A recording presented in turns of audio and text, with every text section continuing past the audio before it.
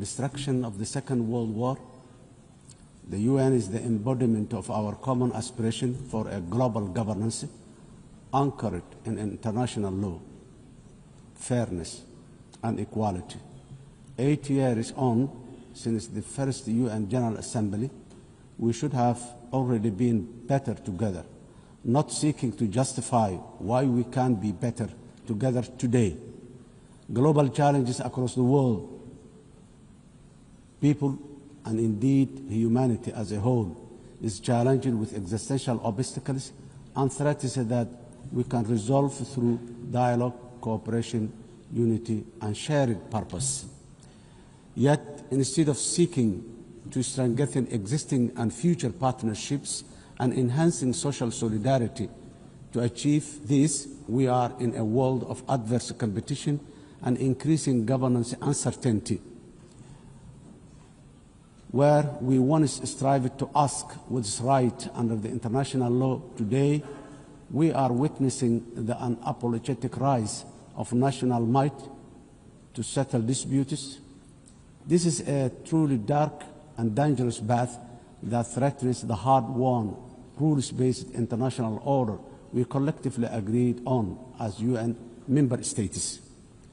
Excellencies, ladies and gentlemen, while we should be focused strategically on accomplishing the Sustainable Development Goals and leaving no one behind by 2030, the number of fragile states and populations living in poverty is increasing globally.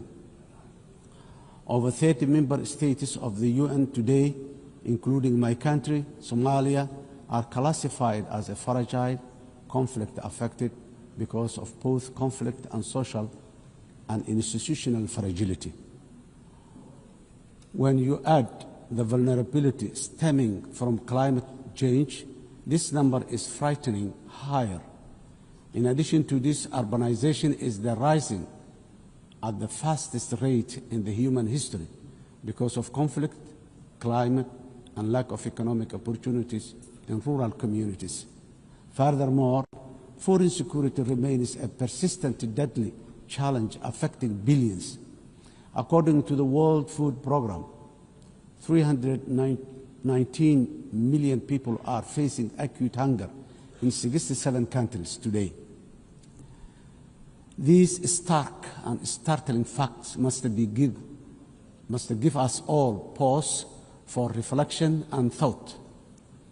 If we, as a community of nations, are serious about achieving common progress and prosperity for all, as envisioned in the Sustainable Development Goals, we must redouble efforts to strengthen multilateralism, solidarity, and shared action for all our people and planet.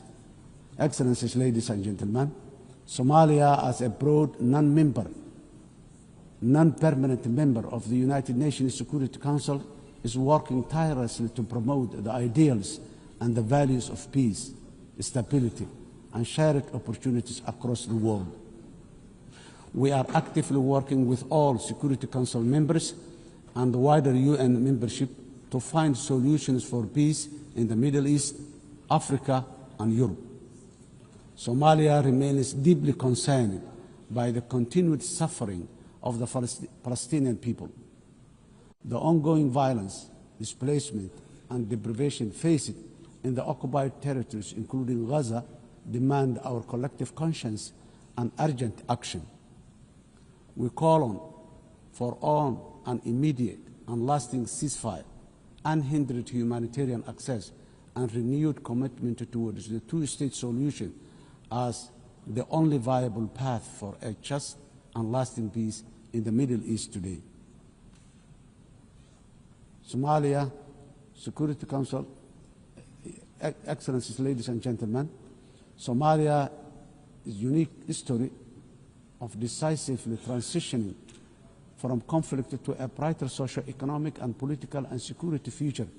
Starting from 2012 is the history of a real national effort supported by truly committed international partners, many of whom are represented in this room today.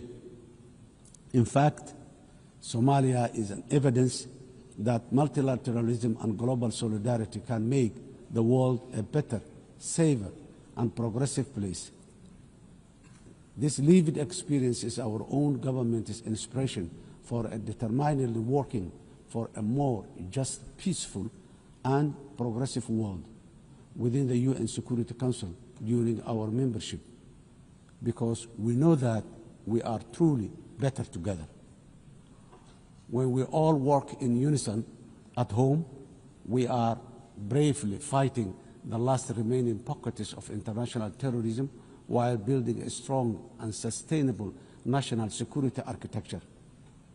We are working closely with all our valuable international partners in defeating the violence, extremism, ideology, falsehoods, and illicit financial systems that facilitate global terrorism. As a result of our efforts in Somalia, our people and citizens across the world are safe today. Of course, while we remain grateful for all international support to combat terrorism, I strongly commend the unwavering commitment and courage of Somali security forces and the local community defense forces for their sacrifices, resilience, and success against al-Shabaab and ISIS, the two most dangerous terror organizations in the world today.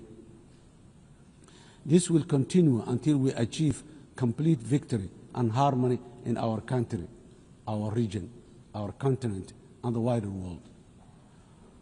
We must never give in to cowardly terrorists. Excellencies, ladies and gentlemen, our government has embarked on a historic journey to undertake universal suffrage elections in Somalia for the first time in 57 years. Somalia was Africa's first democratic nation in the 1960s, and we are proudly returning to that path of inclusive governance once again. Today, our national election registration process is ongoing, and more than 40 independent political associations have registered to participate in the upcoming elections. Our national experience is that nothing is better than a people-centered, a people-led, guided by the rule of law to build a unified and prosperous nation in our country. Financing development, the sustainable development goals are the blueprint for achieving dignity, justice, and equality through real investment in human capital, job creation, and social protection for the most vulnerable in all our communities. However, it was very clear from the fourth financing for development conference in Seville earlier this year that the financing gap between our ambitions and the reality are very far apart. Today, developing nations are facing the terrible shock of high debt burden, higher cost of sovereign borrowing, and expenditure on recurrent shocks, which is impossible to budget for annually. The traditional economic model of forecasting predictable expenditure supported by clear revenue streams is no longer this simple. Governments of the developing nations are also now subjected to real-time investment cuts in core developmental activities, including health, education, and basic infrastructure. This is because of realignment of the already dwindling development assistance they use to receive from the developing nations. This is not sustainable, and if we, as a community of nations, are to achieve collective developmental progress together, Excellencies, ladies and gentlemen, in Somalia, we are taking responsibility of our own economic development by building on the successes of our recent reform based on the debt relief. Today, we are focused on mitigating the excruciating cost of public service investment by continuously raising domestic revenue, strengthening public financial management systems, and enforcing strict expenditure controls while enhancing transparency, and accountability. Furthermore, we are committed to benefiting from strategic location and natural resources through trade with our region and the world. In line support of this ambition, Somalia has joined the East Africa Community and is ratifying the African Continental Free Trade Area policies and joining World Trade Organization. Process is going on very well. Climate emergency. We are also resolute in our commitment to combat the devastating impact of climate change in the most vulnerable communities, especially those who are unable to mitigate and adapt effectively. Climate change is wreaking havoc across the world, with the most vulnerable countries suffering systemic and repetitive meteorological and socio-economic shocks. These devastating economies, destroying livelihoods and diverting limited public resources towards mitigating and adaptation responses, which take away from other vital social investment like education and health. The impact of climate change is forcing governments in developing countries, including my own, to make impossible financial trade-offs, which hamper our own aspiration for investing in resilience and development. Around 10% of the developing nations' budgets are diverted to responding to climate change. This needs to be addressed urgently through developed industrialized nations by meeting their financial obligations for climate crisis. They continue to exacerbate. The climate crisis that continue to exacerbate. Excellencies, ladies and gentlemen, the resilient Somali people live with the climate crisis every day. For us, climate change is not an abstract. It is a horrible reality of disrupted and destroyed lives. Somalia's contributes almost nothing to global emission, yet we endure some of the harshest consequences. Droughts, floods, and rising seas erode livelihoods and displace families, threatening to undo the progress we are making towards peace and development. As a government, we understand that addressing the adverse impact of climate change is a global public good that requires a strong partnership and genuine burden sharing. On our part, Somalia has adopted the national climate change policy, updated our national determined contribution, and is preparing its first biennial transparency report. We are also developing a robust national climate finance strategy to guide how we mobilize and manage resources to address the challenge. To ensure these resources are used effectively, we have established the National Climate Fund, a dedicated institution to channel climate financing transparently and directly to the communities on the ground, to the communities on the ground. We are restoring degraded lands, strengthening water security, and piloting nature-based solutions that protect both people and ecosystems. Despite our efforts, accessing climate finance remains too slow and complex. As our government strengthens its domestic revenue capacity and initiates the process for pre-arranging disaster risk financing, we call for financial support that is accessible, affordable, predictable, and just from the international financing institutions and capital markets. Nations on the front line, like Somalia, cannot be left to face this crisis alone, unsupported by the dominant global financial architecture, which is not fit for the purpose in this age of great challenge.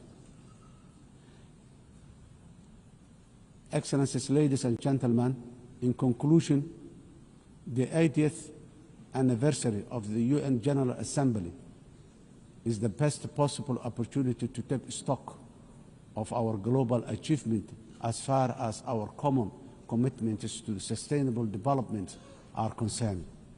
We quietly transitioned from the Millennium Development Goals to now the Sustainable Development Goals. Now, I wonder, with the clock rapidly ticking very fast towards 2030, what the next acronyms of our global development aspirations will be. For us, being better together means common ownership, common responsibility, and genuine partner sharing on the global achievement of sustainable development through investment in a resilient and fair future for all. I thank you.